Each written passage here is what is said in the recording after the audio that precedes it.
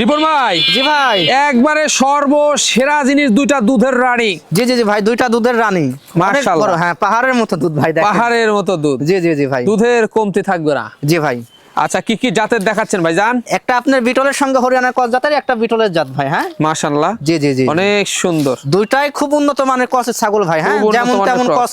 Cross বিটের ছাগলের সঙ্গে তুলনা করলে এদেরকে হবে না। একবারে লাউ ঝুলতেছে ভাই। জি জি জি ভাই, লাউ মানে কি অনেক সুন্দর।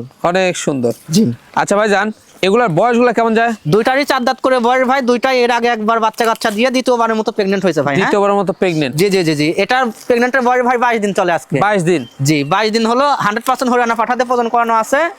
আর এটার প্রেগনেন্টের বয়স ভাই 25 দিন।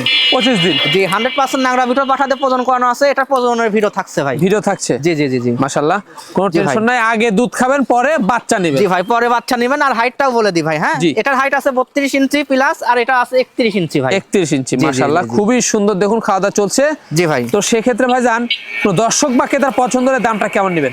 কোন দর্শক বা ক্রেতার পছন্দ হলে ভাই এই দুটো একসঙ্গে দাম লাগবে আপনার মাত্র 39,000 টাকা। মাত্র 39,000 জি জি, টাকা। আর কেটে কেটে নিলে এটার দাম লাগবে 22,500 টাকা। এটা লাগবে হলো 18,500। 18,500। জি, দুইটা একসঙ্গে মিলায় 41,000 টাকা দাম আসে ভাই। জি, আর মাশাআল্লাহ। একসঙ্গে নিলে একদম লাগবে 39,000 টাকা। এটা fixed দাম 39,000 থাকবে টাকা। ভাই। জি ভাই, ফিক্স দাম। হ্যাঁ, জি, এর ভিতরেও সম্পূর্ণ খরচ আমি দিয়ে পাঠিয়ে দিব। আর রিপন ভাই ঠিকানা বলে দেবো, নাটোর জেলার গুদাসপুর থানার খামারপাড়া গ্রাম।